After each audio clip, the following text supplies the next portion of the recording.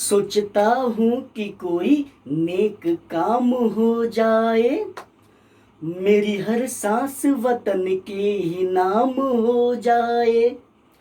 जो सर उठे तो मेरे सामने तिरंगा हो, जो सर उठे तो मेरे सामने तिरंगा हो, जो सर झुके तो वतन को प्रणाम हो जाए। हेलो एवरीवन, गुड मॉर्निंग, नमस्कार, अस्सलाम वालेकुम, सत श्री अकाल to all of you. My name is Gaurav Vishwakarma and I am the lecturer of physics. As we all know that today is our Independence Day, so I wish Happy Independence Day to all of you. Friends, students, बूढ़े बुजुर्ग सभी लोग, हम सभी लोग जानते हैं कि ये जो इंडिपेंडेंस, जो आज़ादी है या जो स्वतंत्रता है, ये हमको इतनी आसानी से नहीं मिली है। इसके लिए भारत माँ के वीर सपूतों ने बहुत बलिदान दिए हैं। चाहे आप प्रारंभ से बात करें तो मंगल पांडे का आप त्याग देख लें, रानी लक्ष्मीबाई का आप बलिदान देख लें, आप चाहे भगत सिंह, राजगुरु, सुखदेव का समर्पण देख लें, आप अशफाक उल्लाह खां को देख लें, बहादुर शाह जफर को देख लें, चंद्रशेखर आजाद को देख लें। और कमाल की बात यह है कि बहुत सारे ऐसे लोग हैं जिनके हमको नाम तक नहीं पता है। तो आज के लिए हम आपसे केवल स्वतंत्रता दिवस के इस पावन पर्व पर केवल एक ये रिक्वेस्ट करते हैं कि प्लीज आज आप लोग गूगल पे ये जरूर सर्च करें कि भारत माँ को स्वतंत्र कराने के लिए किन किन वीर लोगों ने अमूल्य योगदान दिया है या अपना बलिदान दिया है, और वो मुझे बताएं कि आपने किन लोगों के बारे में सर्च किया है। तो अब एक बात और मैं आपसे कहना चाहता हूं कि स्वतंत्रता को पा लिया, लेकिन स्वतंत्रता को बरकरार रखना भी उतना महत्वपूर्ण है जितना स्वतंत्रता को प्राप्त करना था। एग्जाम्पल के तौर पे बताएं कि जो पाकिस्तान है वो भारत के जम्मू और कश्मीर को अपने नक्शे में शामिल करता है।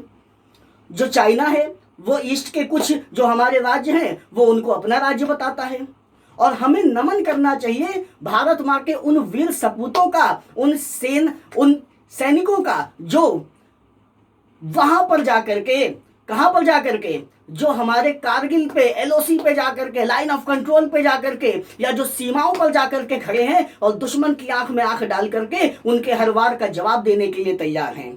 और साथ में हमें नमन करना चाहिए ऐसी माओं का, ऐसी पत्नियों का, ऐसी बहनों का, ऐसे भाइयों का और उस परिवार का, सैनिक के परिवार का, जिसका परिवार अपने मुखिया के बगैर अपने घर में है आज भी। अगर आप उस पत्नी से उसका दर्द पूछे कि जिसका पति जो है ना तो होली में आ पाता है, ना दिवाली में आ पाता है, और ना किसी त्योहार में आ पाता है, तो अगर उस पत्नी से आप दर्द पूछेंगे तो शायद वो दर्द आपको बयां नहीं कर पाएगी।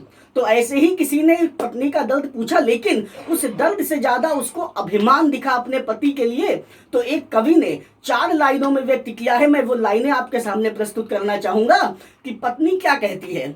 पत्नी कहती है कि पीढ़ियों की सीढ़ियों पे चढ़ता रहे सदैव, पीढ़ियों की सीढ़ियों पे चढ़ता रहे सदैव, इसीलिए घर का चिराग दे रही हूं मैं।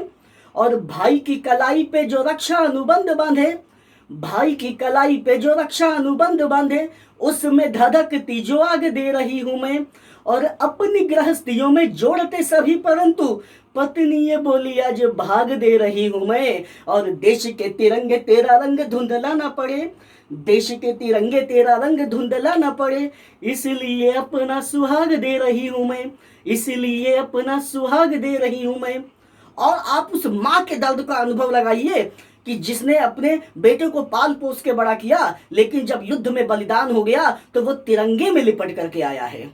अब वो माँ अपनी आंखों के आंसू को रोक नहीं पा रही, लेकिन आप उसके चेहरे को देखेंगे तो उसके जो माथे पर है उसमें अभिमान का भाव है, उसमें वो अपने सैनिक के लिए, अपने बेटे के लिए गर्व की अनुभूति करती है। तो 4 लाइनों में इसको भी व्यक्त करना चाहूंगा। किसी कवि ने लिखा हुआ है कि एक बेटा युद्ध पे जा रहा है, ठीक है, एक बेटा जो है वो युद्ध पे जा रहा है, तो माँ क्या वचन लेती है उससे।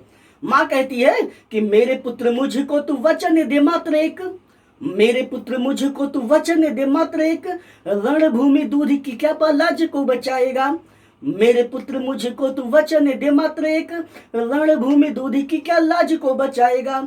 तेरे पूर्वजों ने जो लिखा है पुण्य इतिहास, इतिहास लाडले क्या तू भी दोहराएगा। तेरे पूर्वजों ने जो लिखा है पुण्य इतिहास, इतिहास लाडले क्या तू भी दोहराएगा। अब बेटा क्या कहता है अपनी माँ को, वो कहता है कि बोटी बोटी कटे जाऊं, इंच इंच बटे जाऊं। बेटा कहता है कि इंच इंच कटे जाऊं, बोटी बोटी बटे जाऊं, लाडला न पुरखों की नाक को कटाएगा। या तो मैं तिरंगे में खुद घरे आऊंगा माँ, या तो ये तिरंगा सीमा पार लहराएगा, या तो ये तिरंगा सीमा पार लहराएगा।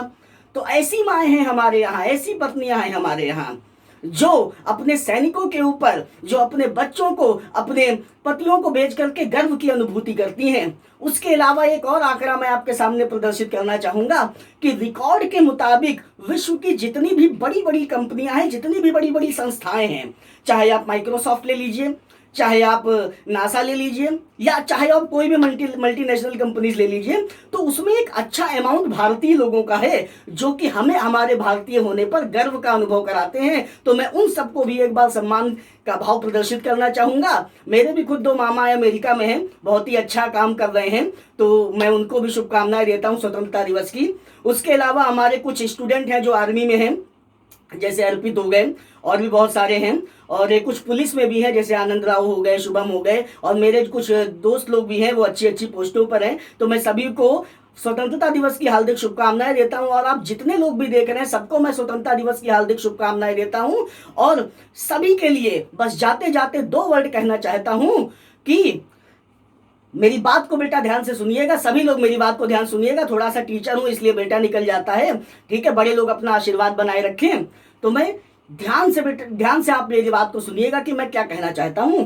मैं ये कहना चाहता हूं कि जितने भी विदेश में लोग हैं वो भी आज के दिन पर उतने ही अभिमानित हैं, उतने ही गौरवान्वित हैं जितने हम लोग यहाँ पर हैं। तब 4 बातें कहता हूं या 2 लाइनें कहता हूं कि बेखौफ तिरंगा स्वाभिमान से, बेखौफ तिरंगा स्वाभिमान से दुनिया भर में डोलेगा, और जहां गिरेगा लहू हमारा वंदे मातरम बोलेगा। इसी के साथ अपनी मातृभाषा को समाप्त करता हूं, अपनी स्पीच को समाप्त करता हूं। धन्यवाद। जय हिंद, जय भारत।